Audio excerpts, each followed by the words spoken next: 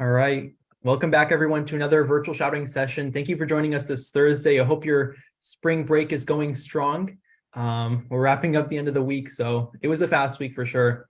But we're excited to bring forward another virtual shadowing session. Today, we're very excited for this one. We're joined by Dr. Bera. She's a pediatric ICU physician, as you can see on her presentation, with Valley Children's Hospital in California. I know a lot of y'all are very, very interested in pediatrics. A lot of requests for pediatrics. I think that's our number one specialty for sure. So seeing a subspecialty is even that much more interesting. We're definitely excited for this one. I do have a few reminders though, just before we get started, especially if you're new. If you've been here for a couple sessions now, this is probably old news, but it'll take just a minute or two. So at the end of each of these sessions, we do have a Q&A. If you have any questions for Dr. Bera, please type them in the chat box. That's going to be either on your right-hand side or below this live stream here. You can type them in at any time during our presentation today, and we'll go through them at the very end. We'll save 15 to 20 minutes at the very end for those questions, and I'll go through them in the order that we receive them. The second thing and the last reminder I have is about staying tuned with other shadowing sessions. So most of you have probably heard of this shadowing session through a flyer or maybe through your advisor, but one way that we post sessions or we announce sessions is our Instagram page. And the second way is our email listserv. If you want to stay up to date with other shadowing sessions that come along, and we have these on Mondays and Thursdays on a bi-weekly basis, you can subscribe to our email listserv on our website. We have a subscription form at the very bottom of each of our pages on our website. So if you want to hop onto our website, it's hearts4health.org. Like I said, there's a subscription form at the very bottom, or you can follow us on Instagram. Again, the same flyers you'll see either way. So both are great ways to stay in touch with us. But with that aside, that's all. If you do have any questions outside of what I've just mentioned, please feel free to email us or DM us over Instagram. We're happy to help. I'm going to pop our email in the description of the video at the very end of the session. But just if you'd like it now, it's going to be community.h4h@gmail.com. That's the email to go to for any questions. With that aside, though, Dr. Bera, feel free to take it away. Thank you. Thank you so much for that introduction. And hey, everyone who is tuning in, it is such a pleasure of mine to, present my life in a nutshell, life as a pediatric ICU doctor, and also a few cool cases that I've been a part of that have kind of left an imprint in my brain. So yeah, let's get into it. So, overall, in terms of my objectives for my talk today, is of course to introduce a little bit about myself and also about the timeline to general pediatrics and then also pediatric subspecialty. In my case, that's critical care. Why did I choose pediatrics? I mean, the obvious answer should be because it's the best specialty of all medical specialties, but that's just my biased opinion. And then we will go through some case discussions, and then I am always open to questions. Actually, I would also love to just hear where people are tuning in from within the states or outside. So if you guys could also type that in your with your questions or comments, that would be awesome. Okay, so I'm actually going to use this really nice flyer that I so appreciate being made, on my behalf because it has some really nice pertinent details about my background. So I guess before, even mentioning residency, I did my both pre-med and medical school at Weill Cornell Medicine in Qatar. So I'm actually proudly a international medical graduate working and practicing in the US. I know Match Week is currently going on, and I wish the best to all of our AMGs, IMGs, everyone who is a part of it right now. It's a very exciting and kind of nerve-wracking time. But yeah, essentially I went to, Cornell in Qatar, and it's a very cool program because it's a sister campus to Weill Cornell Medicine in New York. So they had this really cool vision 20 years ago of bringing the campus and the vision to mint doctors in the Middle East by giving them a American Ivy League education in Qatar. Qatar is also where FIFA World Cup happened very recently, so it's been in the limelight for a while now. But yeah, that's actually where I grew up as a kid as well. And so going to medical school there was kind of a no-brainer, and it was an amazing experience. It was 2 years of an accelerated pre-med program, and then we had to apply for medical school. So I had to do my MCAT after like freshman year, which was kind of crazy, but thankfully it all worked out, and then we were actually able to do our a lot of our clinical rotations and our sub internships interviews in Manhattan when we kind of merged with the New York class. And so it's kind of a best of both worlds that we were exposed to, and then that's when I matched to Buffalo. So upstate New York, not that far from New York City, but weather-wise very different. It was really interesting. It was actually a great time for me. I learned a ton when I was at University of Buffalo. It's it's really a key children's hospital in a huge tri-state area, meaning New York, Pennsylvania, and even parts of Canada. So we would get a lot of patients from over the border coming into our hospital, and it was a really good way of really getting what we call the bread and butter of pediatrics, because so many people would come into the hospital, as well as also dealing with a lot of complex patients. And then I was on the East Coast, but I felt like it was time to move to somewhere warmer since I've grown up in like basically subtropical climate all my life. And so, yeah, I visited LA actually for the chest conference, but this was back in 2016 as a resident. I absolutely fell in love with it, and I thought I have to move to Los Angeles.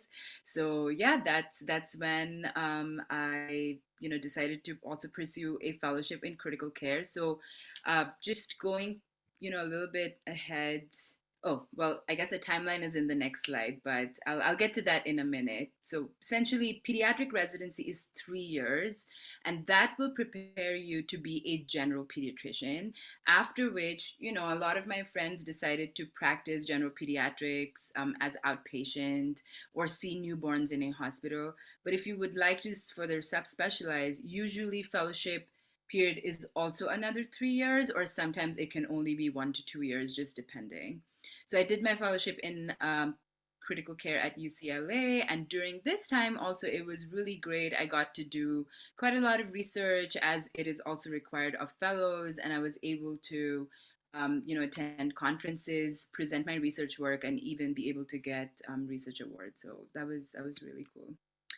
Okay, so why choose pediatrics?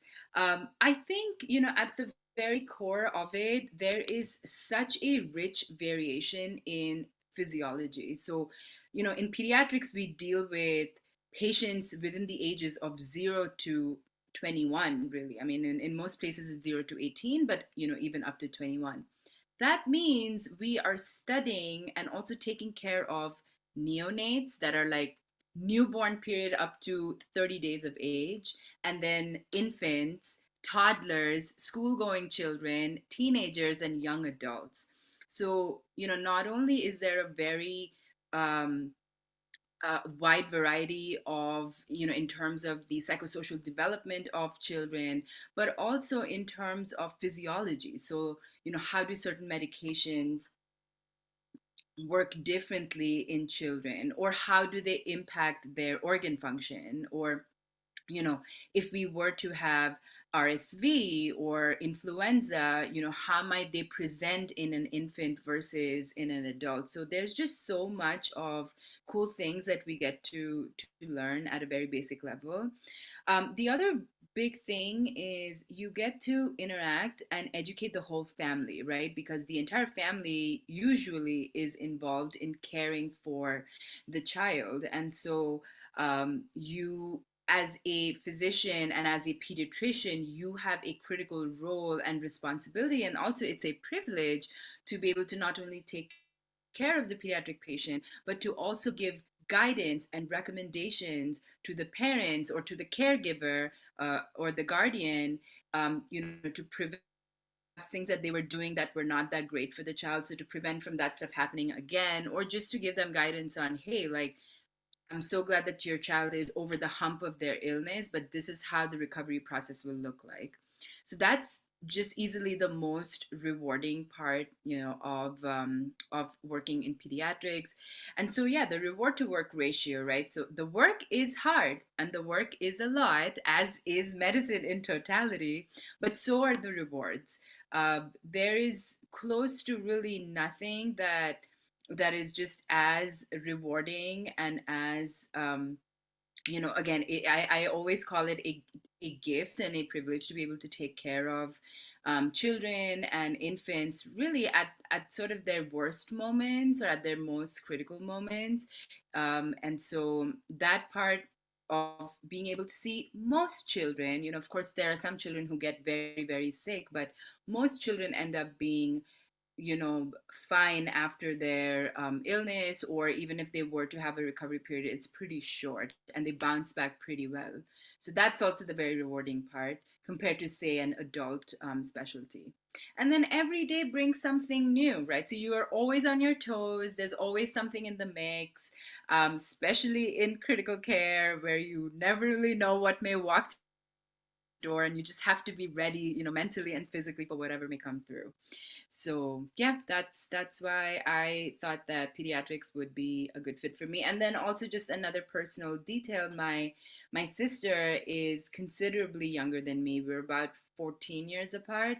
And so growing up, I got to see her kind of achieve her milestones as a baby and then a toddler. And it was fascinating to just see kids be so resilient as and when they're trying to, learn from a mistake or learning how to walk. And so I think that kind of naturally lent its way into me being interested in pediatrics when I started doing my clinical rotations in medical school. Okay, so I had to put this slide because this is something that I feel like pretty much every pediatric doctor, keeps emphasizing on. And so I'm going to say it here again, and that is children are not little adults compared to what you may see or hear from on TikTok or that Facebook page or whatever, right? Children are very distinct in terms of, again, the physiology of how their heart, their lungs, and not only work but also how they may respond to illness. And also in terms of, I mentioned research. So right now the pandemic is a great example. So if you look at studies that look at patient outcomes because of COVID, in adult studies, it makes sense to look at mortality as a marker of, how bad a disease can be. So we know, unfortunately, COVID did bring a lot of, deaths and just suffering in general in adult populations. And so the mortality rates have been very high. But in children, the thing that we have to realize is that we look at patient outcomes very differently. So someone who may try to minimize the effect of the pandemic may try to make the argument that, oh, like the mortality rate amongst children is so low, it's like 0.0001%, just to make a number, right? But that actually is not a fair comparison because yes, it is not as, it does not cause as much mortality in children, but the burden of illness, as we say it, which means not only mortality, which is death, but also morbidity. So in terms of what may be the long-term damage, what may be the long-lasting, organ damage after an illness, that is, also a very important aspect to be looked at. And in children, again, just pertaining to this COVID example, there are a lot of psychosocial factors that have been impacted, right? So kids not being able to go to school, not being able to interact with their peers, that has led to higher rates of things like anxiety, even depression in children and teenagers. So my only point of mentioning this is to always have that perspective of when we are looking at pediatric trials and studies, we have to compare, we have to basically treat it as its own entity and not have something else as a benchmark for it, because it's just a completely different game. Okay, so in terms of timeline for training, so I mentioned a little bit about medical school, and I want to go over what I would recommend focusing on at every stage. So I know there are quite a lot of students who are, perhaps in their undergrad phase, maybe they're thinking about going into medicine, or maybe you are in grad school as well. So I would say in both undergrad and medical school, always try and have as much of an open mind as possible, because really you may never know what may pique your interest, right? So I think having an open mind is super important. Learning as much as possible from your rotation. So that may mean even like, an internship during the spring or summertime in an office, or, a structured rotation during your college, or really it's going to be during your medical school. Yeah, just being that sponge and absorbing, as much as possible, because when you're in medical school, that is literally your role as a student, right? It's to learn as much as you can. And then also listening to your gut. So this is really around the time maybe you're in your, third and fourth year of medical school, and you're trying to figure out what you may be interested to specialize in. Don't really ignore that voice in your gut or in your brain just telling you that, hey, like this may be a really good fit for me, or this is something that I absolutely am passionate about, because in 9 times out of 10 it will not lead you astray. And then we go to residency. So like I mentioned, pediatrics residency is 3 years at a time. It can be sometimes an additional year if you decide to be a chief resident, which is part residency and also part administrative role. So I would say in the first 4, 5, 6 months of intern year, which is the first year of residency, and you are very much a doctor at that time, just as a reminder. So don't let anyone say and treat you otherwise. But I think the smart thing would be to learn the system. So what do I mean by that? I mean learning how to, fax a piece of paperwork to get an MRI scan for your patient, learning how to, call the pharmacy and, figure out the correct dosing for your medications. Basically learning how to function within this whole machine that is the healthcare system. And, this can be tricky while you're also learning, to improve upon your knowledge and skills. But I do feel like once you figure out the system and just figure out how to function within, within the hospital system, then the latter part of your intern year, it actually things, really get together, they fall into place, and then you're able to focus even more on, improving on your skills, on learning how to improve your bedside manners, your communication skills, and things like that with your patients. The one thing that I really wish I did more of in both residency and fellowship is ask more questions. I am one of those people, and I'm sure I'm not the only one, but I am, pretty high achieving. And I also put a lot of internal pressure on myself. So I remember in residency and in fellowship, my first years, I was like, okay, I'm supposed to know all of these things. And, I can't risk looking silly by just like asking a silly question. But guess what? 9 times out of 10, in asking that silly question, it's actually been a pretty good question. And someone else has always been like, I'm so glad you asked that question, because I had the same question in my mind, but I didn't want to be the one asking it. So, my takeaway from all of that, after being through 6 years of, medical training, is ask that question. And you can ask it in a smaller group versus in a larger classroom, but this is your time to ask questions, even make mistakes, because that's literally what training is for.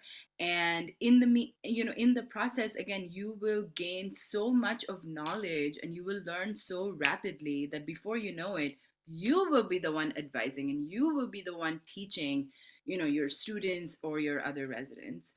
So there's a pretty steep learning curve that is there both during residency and fellowship. I would say one thing that is probably a bit more distinct in during fellowship are two things. One is leadership skills, because now you are truly like playing this floor manager role where you're managing your patients, right? You are also learning on the go yourself, but then you're also supervising residents, students, you're teaching them, you're opening them up to your subspecialty. So that part, balancing all of that is one big skill set. um, and then also essentially conflict resolution, right? Like dealing with all these different energies and people sort of coming to you for advice and answers, and navigating all of that. And then after fellowship, then you become an attending. So congratulations, you're done with all of your training finally. But then quite a few attendings that I've spoken to, and now I've been an attending for a few years now. So I'm still like new-ish. But I think a lot of people get that sort of first year attending syndrome. It's not an academic term at all, but it's just one of those things where it's like, oh shoot, like this is me now, this is it, I am the most responsible person, and I'm just supposed to like know every single thing and not, again, not at all like have any room for error. So that is also a reconciling in and of itself, where I think I had to give myself some grace, being like, it's okay. First of all, I know more than I'm giving myself credit for, just because I have a lot of experience already through all of my training. But also, if I don't know something, again, it's okay to ask questions, or it's okay to look it up. So sometimes my patients will ask me a question that I may just not know the answer of, on top of my head, but I will tell them, and they actually appreciate this transparency where I'm like, hey, that's a really good question. I don't know the answer right away, but I promise I will look it up and I will get back to you. And a lot of times, it ends up being totally fine, and actually I learned something new as well, so it works out great.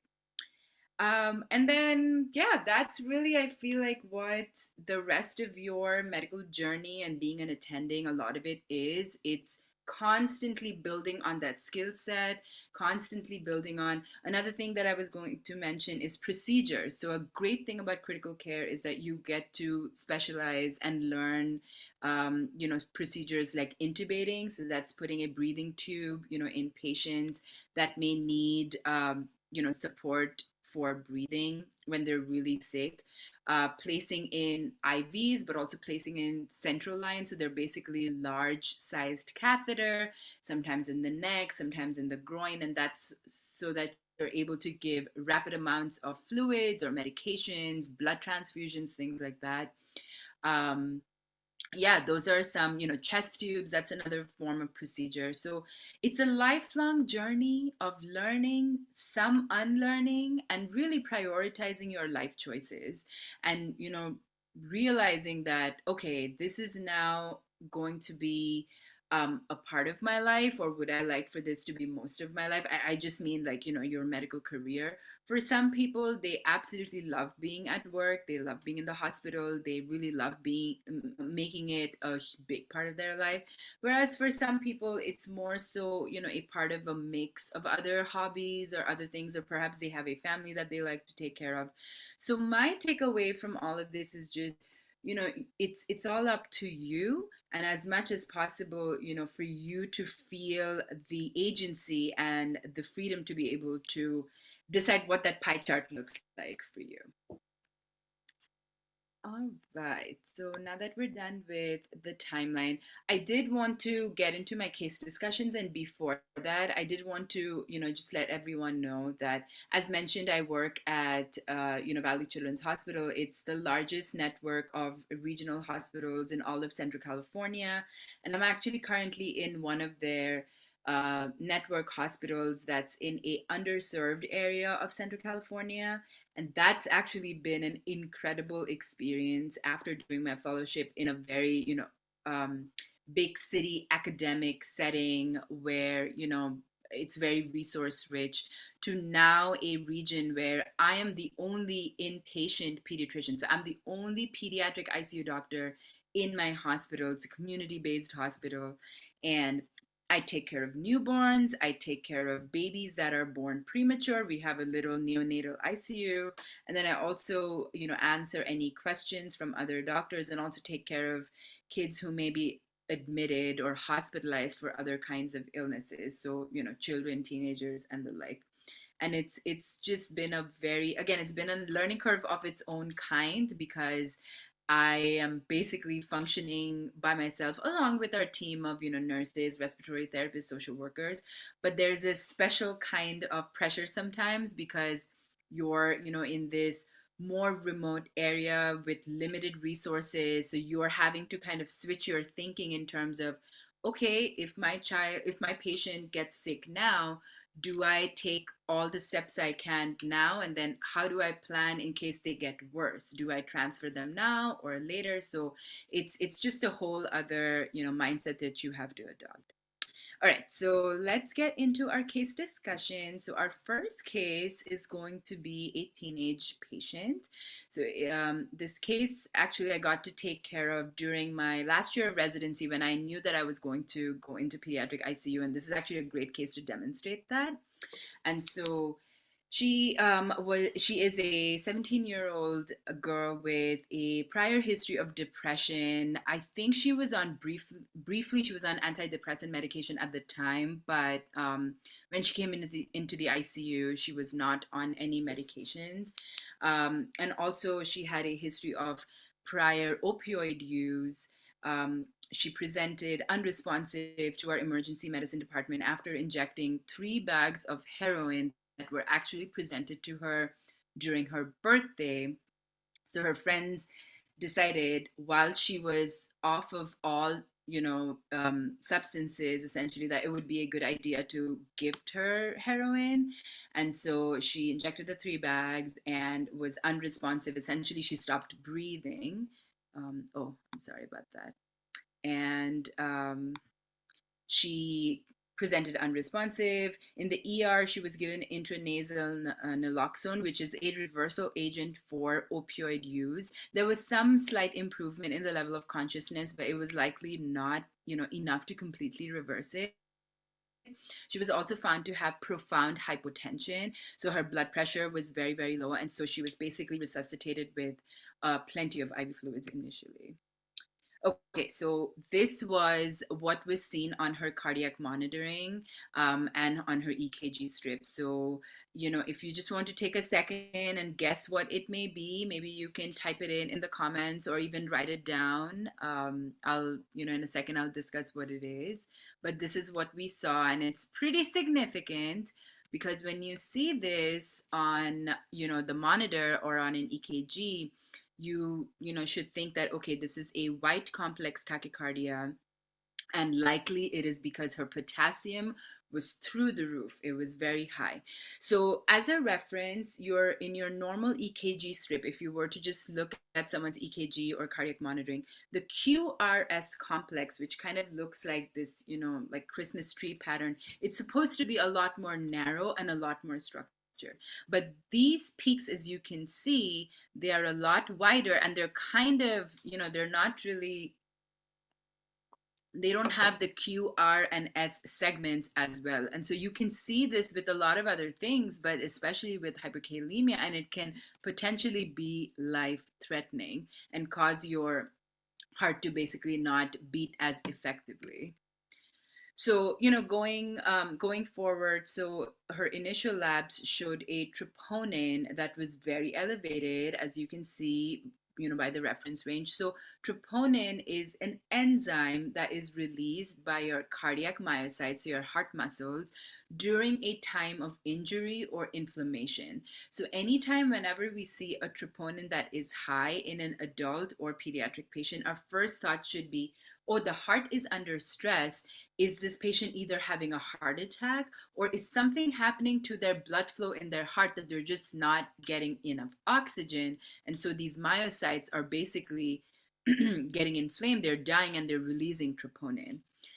And then her creatinine kinase was also through the roof. It was almost 300 K. So creatinine kinase, for people who may, be lifting heavy weights or be doing really long distance running, it is a substance that is released by your muscle cells during periods of heavy lifting, exertion, or again, inflammation, injury.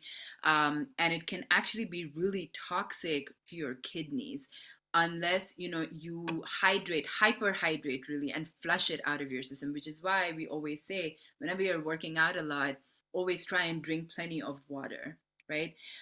If you guys remember watching Creed 2, I think in Creed 2 they had this scene where Michael B. Jordan was peeing something that was like dark colored urine. That was myoglobinuria. So that was basically the creatine kinase being released through the urine because of so much of like muscle breakdown. But I believe he also had direct kidney like muscle crush injury or something of that sort. Anyways, I don't remember everything about that movie, but just wanted to pull that as a reference. Um, and then her initial echo. So an echocardiogram is basically an ultrasound of the heart. It showed a depressed left ventricular systolic function. So basically, what that means is that because her troponin was so elevated, her heart was under stress. There wasn't enough oxygen going into the heart. Her left ventricle, which is the primary ventricle that pumps oxygenated blood into the body, was not squeezing as effectively. And all of this is most likely as a result of her being unconscious for so many hours, right? She was down for about 3 hours before someone, I think it was her parent, who found her in her bedroom. So when you are down, you're not breathing as effectively, you're not getting as much oxygen in all of your body, right? Your brain, your heart, your lungs, your liver, your kidneys, and even your muscles. So patient was oliguric, meaning she barely had any urine on presentation. And because of her kidney injury being so high and this CK level also being through the roof, she was emergently placed on dialysis, because of her condition. So dialysis, the main purpose of dialyzing someone is essentially using this machine that takes over the function of the kidney. So basically, you place a catheter. Most of the times it's a central line because it's so much of fluid in and fluid out. And you basically hook the patient up to the dialysis machine, where they take your own blood that may have all of these waste products, right? And even like toxic products like creatine kinase. It goes through a filtration system, and then it returns blood back without those toxic elements. And then furthermore, moving forward, this is about day 2, day 3 of her ICU stay. She started developing expressive aphasia. So aphasia is basically difficulty in speech, which it may either be a motor problem or a difficulty in first comprehension and then translating into speech. So she had expressive aphasia, and she complained of bilateral lower limb numbness. So that prompted the ICU team, that prompted us to get an MRI of her brain. And when we got an MRI, so on the left side, you can see that this, C-shaped structure, which is the hippocampus and also parts of, the temporal and central lobes, it was basically, lighting up. So in that form of the MRI, the sequence of MRI, which is basically what we call DWI, whenever you have a part of the brain that is lighting up that much, your first thought should be, oh, this part of the brain has not been getting as much oxygen supply. So it is essentially at risk of stroke, right? So a stroke is nothing but part of the brain or the entire brain not getting adequate oxygen, either because of shortness of blood supply or inadequate blood supply, or a hemorrhage, or a tumor that is pressing on that part of the brain and kind of squeezing the blood supply around it. So essentially she had a right hippocampal infarct, or that part of her brain um, was basically injured and also on its way to dying, in very basic terms. And that's why she had those neurological symptoms. The bilateral lower limb extremities numbness, did make us concerned about something called compartment syndrome. And so I'll get to that in a second. Basically, what we did was a Doppler study, which is a probe to essentially, in a lot of pregnant women, we put that probe to detect a fetal heart rate. So what it does is it detects a pulse over whichever part of the body that you place it on. So when we did a Doppler on her lower extremities, there were really no pulses to be found. And that's because she had so much of numbness. I'm sorry, she had so much of injury and inflammation within her legs from, again, being unconscious for so long and the muscle crush syndrome that the swelling essentially was getting so much within a fixed compartment that what happens is all of that inflammation starts pressing down on your blood vessels, and then the blood vessels are not able to supply oxygen and nutrients to the muscle fibers, and so the muscle fibers start to also get injured. So essentially think of it as, it's like a bag and it's swelling up, and you're and essentially because of all of that pressure and inflammation, the muscles and the fascia and the tissue is at risk of dying. So in that case, what the orthopedic surgeons, that's their role to come in, they actually have to make incisions along whichever compartment it is, so leg or arm or thigh. In her case it was lower legs. They make incisions and literally let that pressure out. So they had to do bilateral fasciotomies, which is, again, I'm putting this in very basic terms, I'm not a surgeon, but if you can just visualize it, it's making these incisions, it's doing a fasciotomy, it's letting that pressure out. The whole point is to relieve that pressure. There was also, I remember, a lot of just like purulent, like a lot of pus that was accumulating because of myositis. So that's inflammation of the muscles. So they had to do a lot of debridements. They had to clean all of that infected tissue and infected area, and also give her, IV antibiotics. She was on IV antibiotics for months and months because, unfortunately, the extent of her injury was so significant that it took a very long time. And, she was really at the time not able to move or walk as much. The inflammation was so significant that she took a very long time to recover from all of it. Okay, so in terms of our discussion, I just wanted to touch on some of the salient points.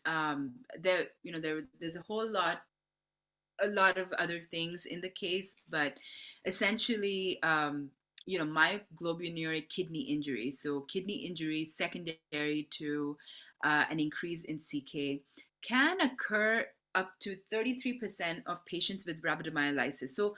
So that actually tells you that even if, say, after a session of lifting at the gym or after doing like a marathon race or direct injury to your muscles, even though your creatine kinase may go up, it's not necessary that your kidneys will be affected.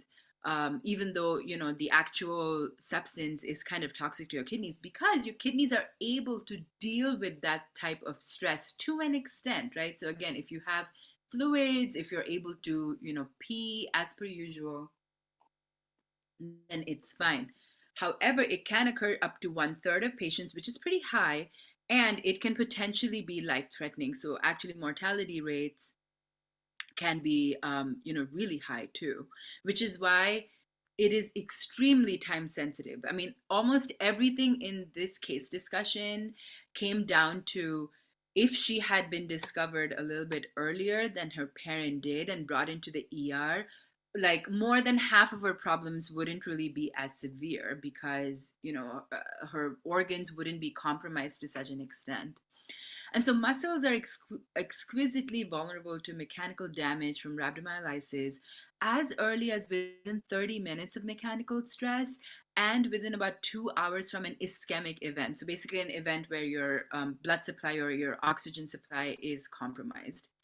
And so that's the initial insult, after that there is a secondary, wave of further inflammation that can happen, within a few days to even up to 2 weeks after the initial insult. So it's extremely important to keep an eye on, how you feel in terms of your muscle soreness, muscle pain, and things like that.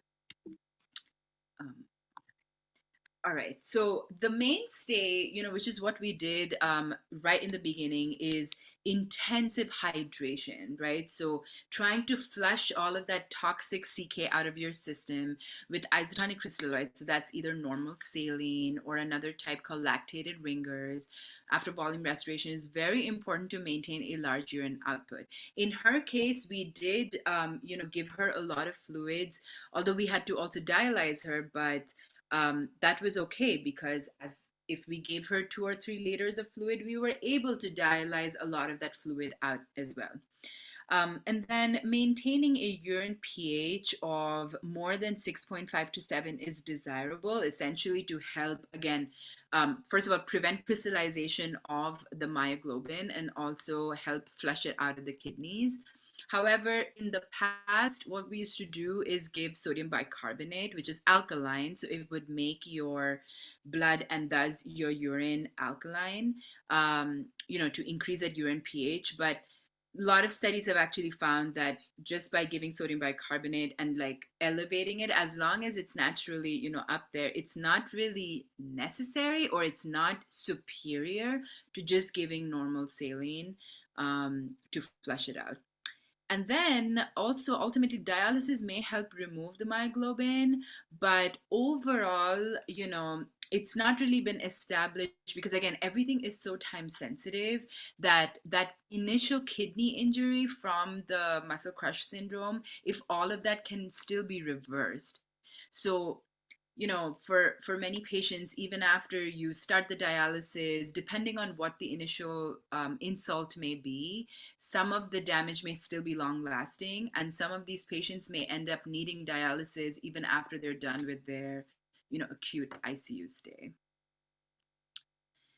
And then going on to the neurological, sequelae, in case you're interested. So hippocampal infarcts are actually only reported in a few case reports. Case reports meaning pertaining to both heroin use and also just overall these ischemic events leading up to that. We don't exactly know why it decided to target her hippocampus and not other parts. So hippocampus basically in your brain is mostly in charge of formation and retention of memory, and then some of the adjacent areas are responsible for speech, which is why she had speech difficulties and aphasia. Some of the other neurologic symptoms may be transverse myelitis, so that's basically affecting your spinal roots and your spinal nerves. Plexopathy, which is again the bundle of nerves that are forming spinal cord and then branching out of your spinal cord into your peripheral nervous system. And then also the inflammatory demyelinating polyradicular neuropathy, which is more of a peripheral nervous system disorder. Okay, so in conclusion, heroin is not good for you. That is obviously self-explanatory, but I mean, in many cases, I have to actually say that we all felt very grateful overall, just on her behalf, that at least she was able to present into the ER and we were able to resuscitate her and she was able to essentially survive, because unfortunately for many patients who have that level of overdose with an opioids, it can be life-threatening and essentially you can breathe to the point of your heart stopping. And then, like I mentioned, organ dysfunction is very time sensitive. With every minute, if to give you another example, with the brain, after about 4 to 5 minutes, irreversible brain damage starts kicking in, which is why, again, people emphasize so much within healthcare about the importance of doing CPR, right? Whenever you see someone unconscious, because essentially you're trying to prevent that damage in their brain and their heart from, not becoming potentially permanent. So organ dysfunction is very time sensitive. Sometimes less is more. So, just giving those examples of not having to give sodium bicarbonate, or being very careful as to what kind of medications, what kind of antibiotics you're using. Just because someone comes in, with a very complex set of problems does not mean you have to throw every single medication, at them. I think evidence-based practice and also experience-based practice is very, very key, also to reduce the overall uh, cost of medical care that the patient may have to carry. And overall, I just think that it's good medicine, it's smart medicine to always go like, okay, I've read that, we do XYZ intervention, but let me check, like, what does the evidence actually say? Like, does this actually make a difference to my patient? And then, just with regards to substance use, I think long-term psychological follow-up is so necessary, whether or not that's through a organized substance management program, or, with your personal psychologist, counselor, psychiatrist, whoever that may be. I think that's very key, right? Because if, just in an alternative situation, if this patient were to be enrolled in some sort of counseling or monitoring program, then who knows, this whole episode could have been prevented. And then the last thing, which is really cool, is to see plasticity of the pediatric brain. So, just to kind of give you a little bit of a overall picture, this patient did stay in the hospital for 12 months. So she stayed in the ICU for about, I think it was for about 6 weeks. And then she was on our regular floor for 11 months because she had so many complex issues. But her neurological symptoms, after a couple of weeks, and with some speech rehab and physical therapy, they actually completely resolved, and she got her speech back. So I think that also just speaks to the ability of parts of the brain to compensate for parts of the brain that are that are not working as well at the time. So yeah, I hope this case was, just a overall good example of something that we definitely can see in the pediatric ICU, the importance of, resuscitation right away, the importance of looking at all the lab numbers, but not just treating the numbers, treating the patient, and then also just realizing what the downstream effects of one single incident can be. Okay,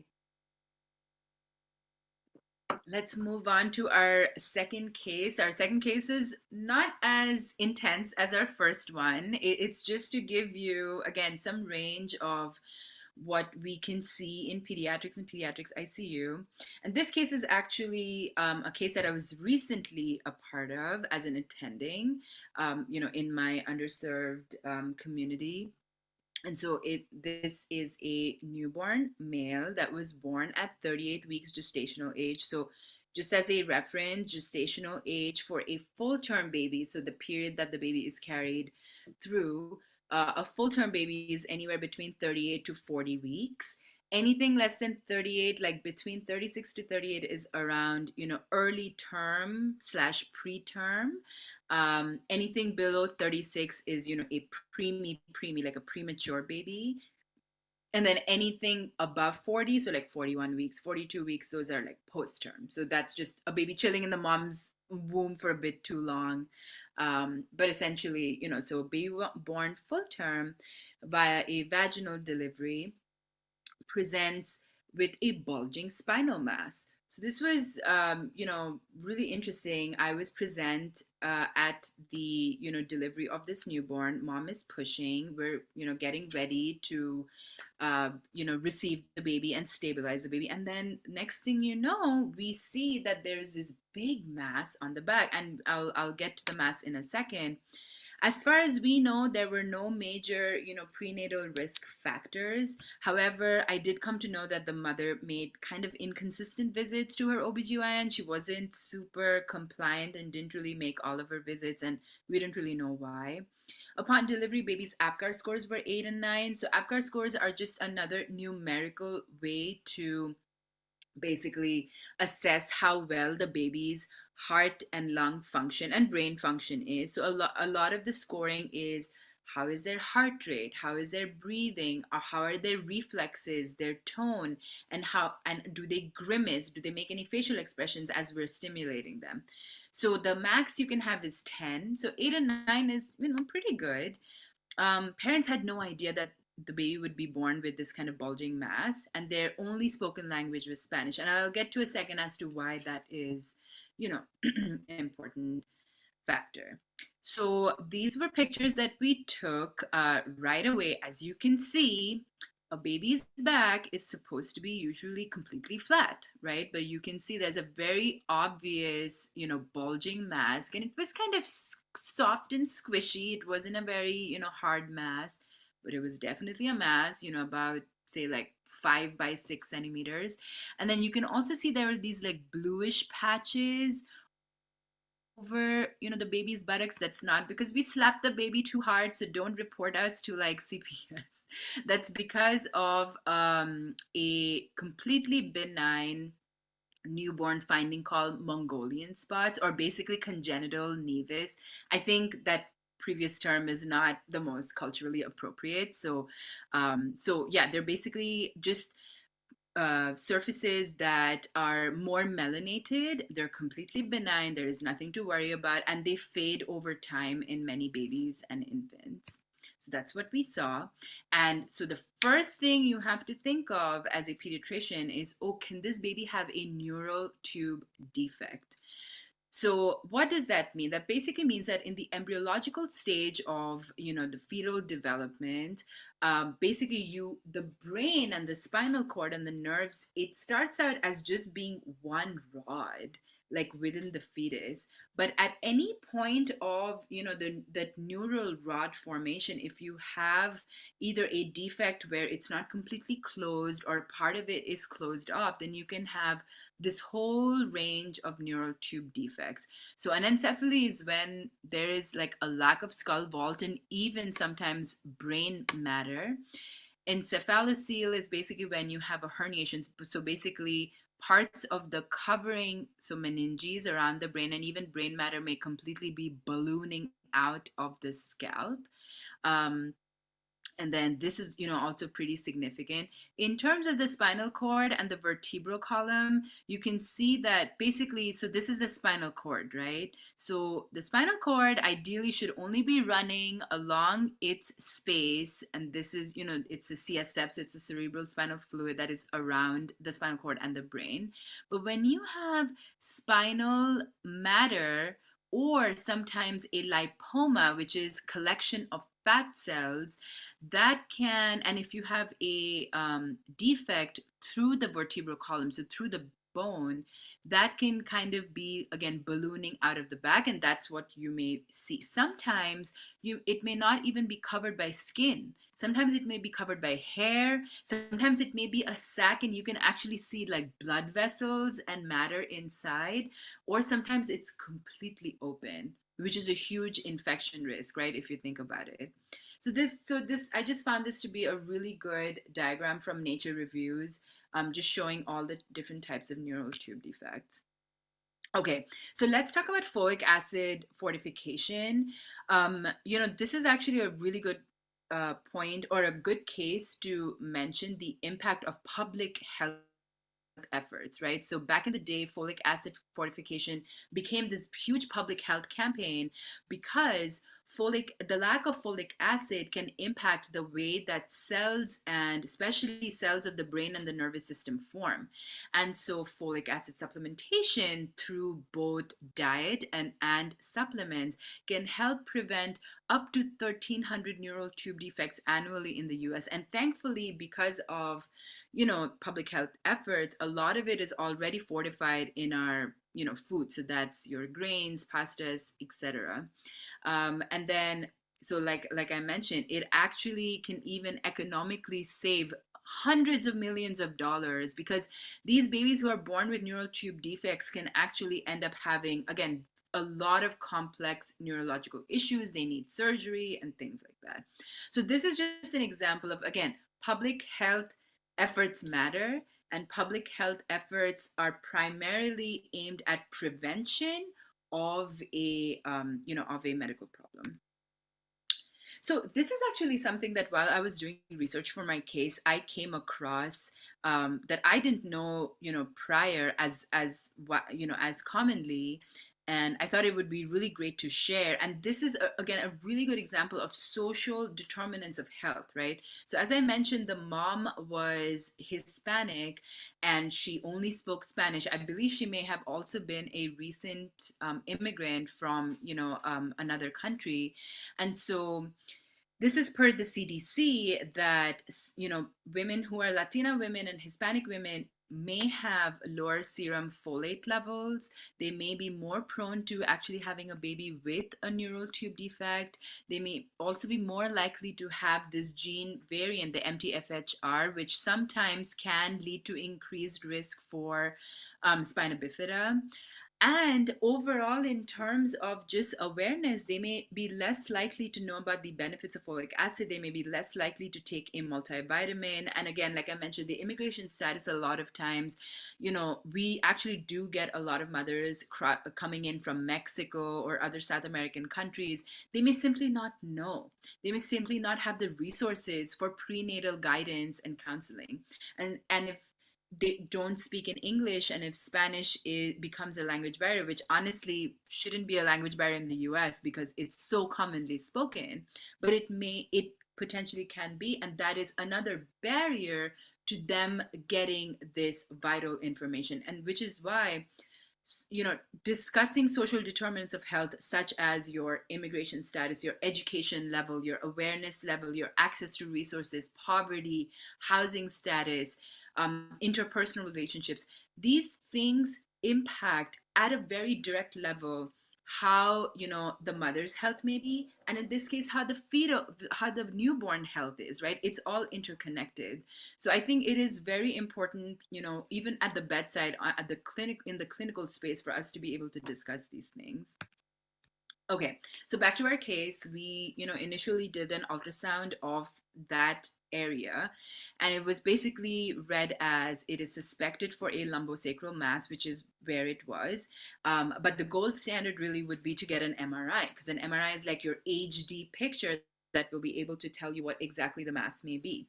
Now, thankfully, the baby did not have any neurological deficits or symptoms on exam, and so sometimes what you may be able to see in a baby who has tethered cord syndrome or some sort of neural tube defect is that they may have weakness in their legs.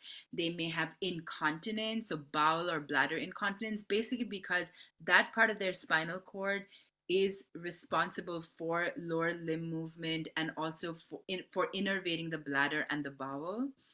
Um, and you may also, just see like those obvious anomalies on exam. Because we did not have the resources to do an MRI for a newborn, because a lot of times for young infants, they need to be completely still, right? So a lot of times they actually need to be sedated under monitoring, of course. But because of that, we had to transfer the patient to a facility to essentially get that imaging and also to assess, hey, does this patient need surgery now, or is this something that we can wait for later? So this patient was found to have a spinal lipoma without any evidence of a tethered spinal cord, meaning it was essentially a collection of those fat cells that was kind of like, protruding over the vertebral column, but it wasn't really tethering, or there was no involvement of the spinal cord or the meninges around the spinal cord, which is good. And so pediatric neurosurgery in that other hospital recommended that the patient be followed up in 3 months with them. Of course, they will be followed up with the pediatrician closer, and at that time they will take a look at it again. Sometimes these lipomas shrink by themselves, and in other cases, if they need to be operated on, they can be. So this is actually a image from another journal, because for some reason I was not able to download the images of this patient's MRI, but it's actually really cool because you can see on the MRI images, these are slightly different sequences of how this lipoma is like lighting up.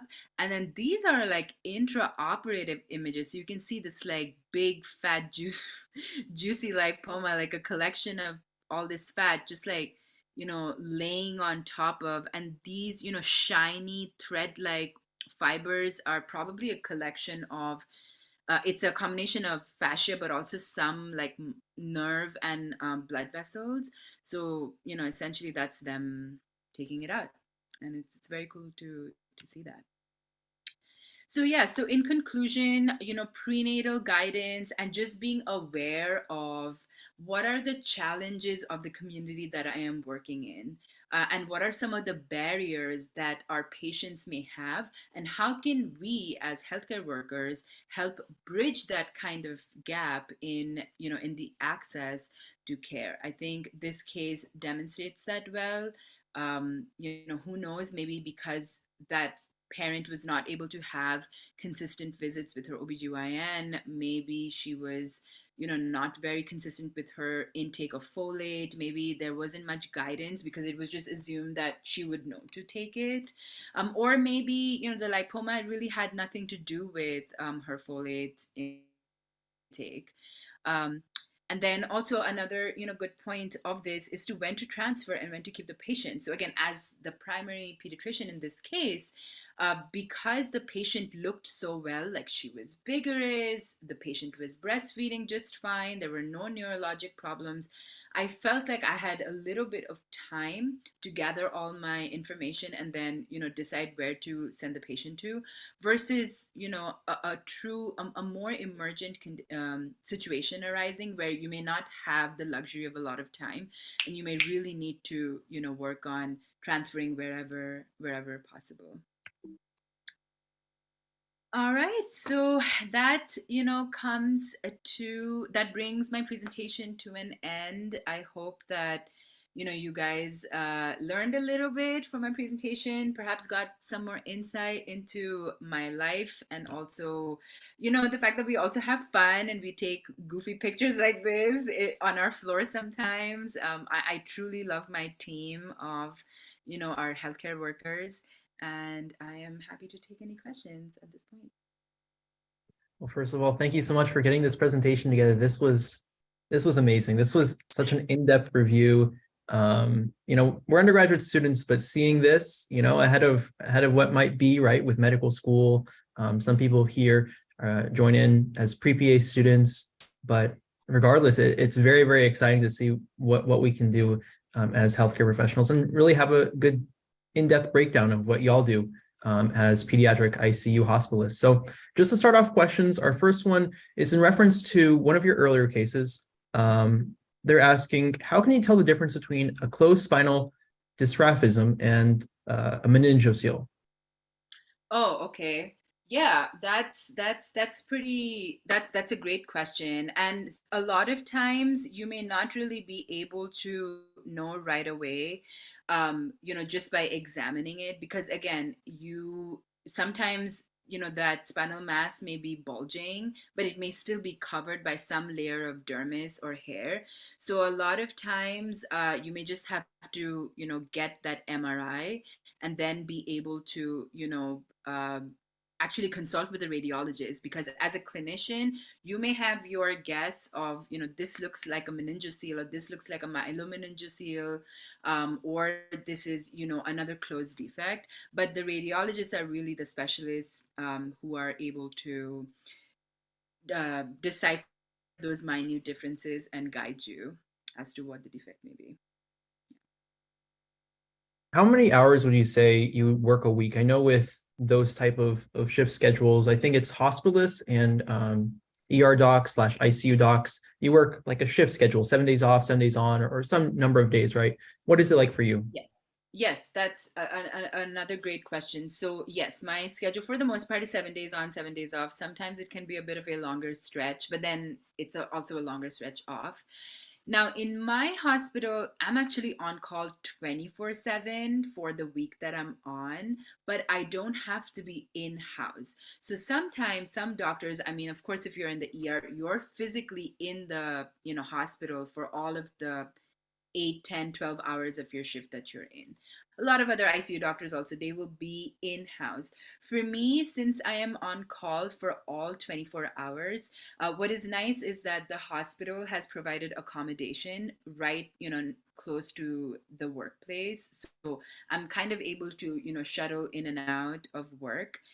So usually in the morning, I go in, I do my rounds. I have some flexibility as to when I can go in. I complete whatever tasks I need to do. And then really the rest of the day, I answer whatever calls. I have my work phone always with me. And it's really a mental game. It's just sort of anticipating what may come through and just being ready for it. So that's my work schedule. But for a lot of people, it can range anywhere between 12-hour shifts, 7 days a week, or even, for hospitalists, it's all shift based. So it can either be 12 hours or 24 hours. Our next question is about what inspired you to go down this career path. I know that you discussed your inspiration behind pediatrics. I think that's more in reference to medicine in general. What was the inspiration behind medicine in general? That's great, and it's so interesting. I feel like if you asked me this question when I was applying to medical school, like I would of course have my answer, but at every stage, I think my answer has slightly evolved. It's not completely changed, but I was never one of those students growing up, like in high school that knew when I was 8 years old or 10 years old that I always wanted to be a doctor. Honestly, it was kind of like an educated hunch. Like it was just this sort of gut feeling that I may like it. Like I may like my pre-med courses, and I really liked biology. I really liked learning more about, like, human biology and the body and like sciences in that sense. And I think I also wanted to be in a field where I get to interact with a lot of people. So, medicine has a lot of that. Sometimes it has too much of that, but but regardless, I wanted to be in a field where I get to interact with a lot of families. So yeah, I think during my pre-med years, even though it was a very condensed, 2-year period, I still stuck with liking my pre-med courses and getting to, visit the hospital every now and then. I really loved the impact that doctors got to make on their patients, families, and the community at large.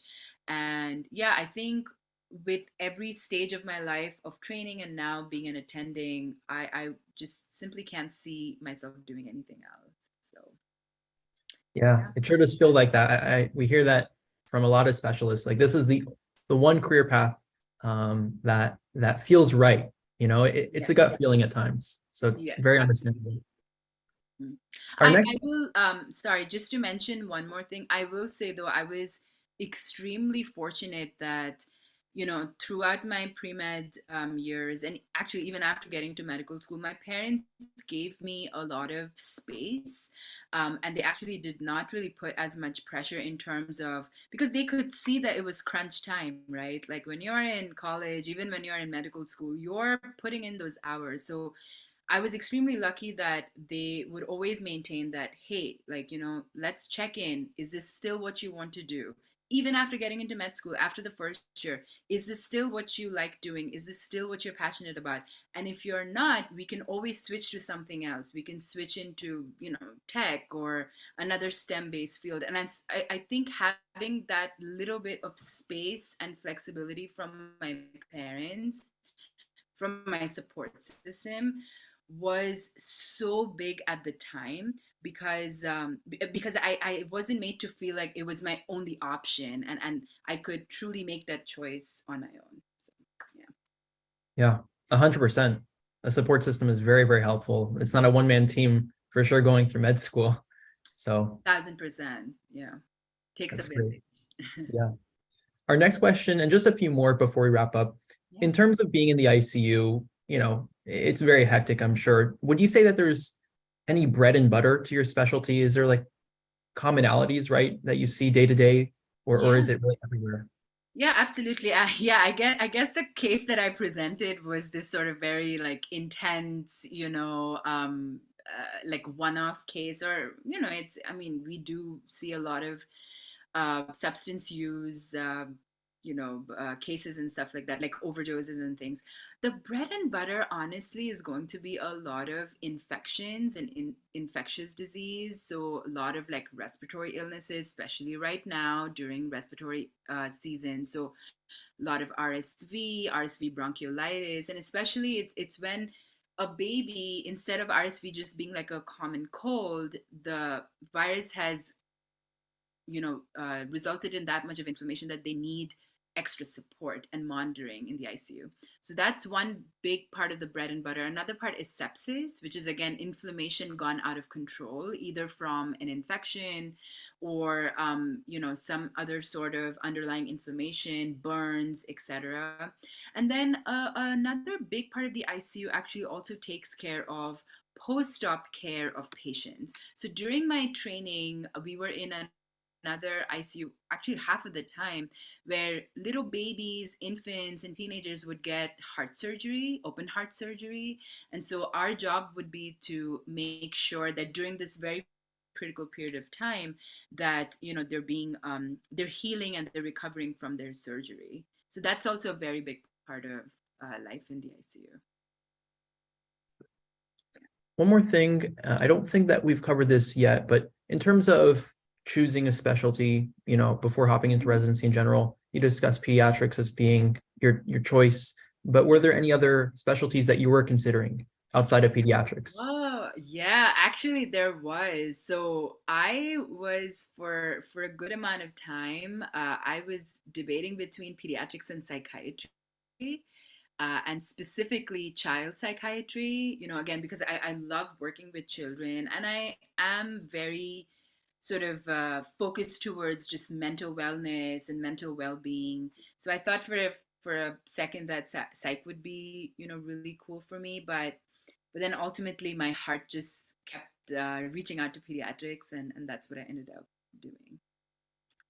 Yeah, well, the passion definitely shows through. There's a lot of work, I'm sure, that went into this, and analyzing these cases takes a lot of knowledge across any specialty. But just as you go through it, we can all definitely see the enthusiasm that you have for it and the level of detail that you need to know to actually present that patient care well.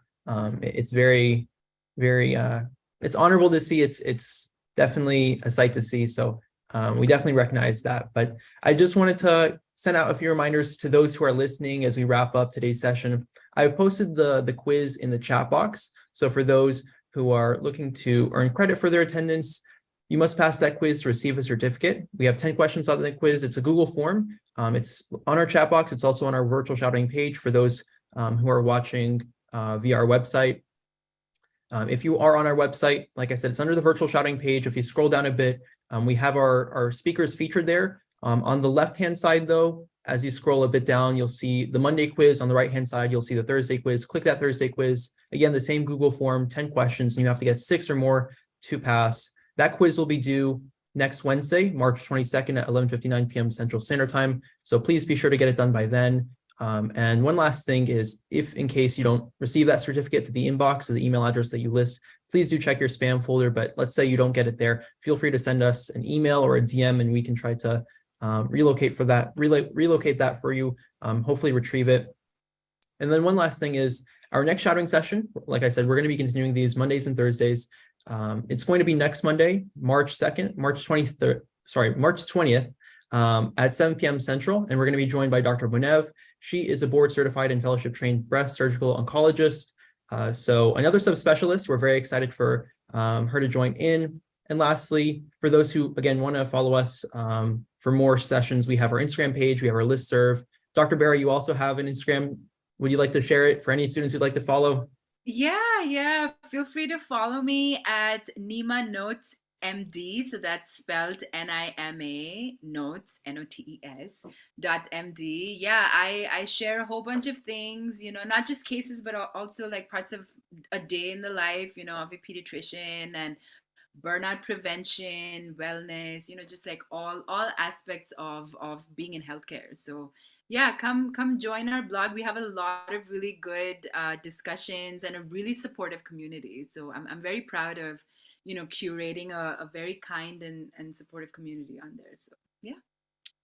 Absolutely. Give her a follow. Let's hear some thank yous in the chat for Dr. Bera getting this presentation together. Like I said, it was wonderfully put together. The cases, I mean, if I Oh, could say more, glad. I would, but I really do appreciate your time, Dr. Bera, and getting those cases and the presentation all in all together. Absolutely. Thank you so much for the kind words, and I'm so glad that we connected online as well. And all the best to everyone. I'm rooting for all of you, whichever career path you end up taking, whichever specialty, i.e., pediatrics, you end up choosing. But yeah, it was a pleasure. All right. Well, that will wrap it up. Thank you for all joining us. Thank you, Dr. Bera, for joining us. We will see y'all next Monday. Until